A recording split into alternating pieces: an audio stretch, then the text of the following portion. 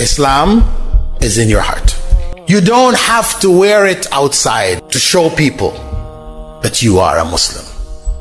It's between you and Allah. If that's the case, you don't have to wear hijab. Hijab is a show. Oh, Islam is in my heart. Islam begins in the heart. That's the birthplace of Islam. The heart. It is expressed on the tongue, and it is acted upon by the limbs, by the body parts. All of that makes Islam.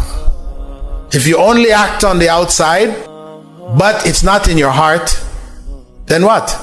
You're a hypocrite.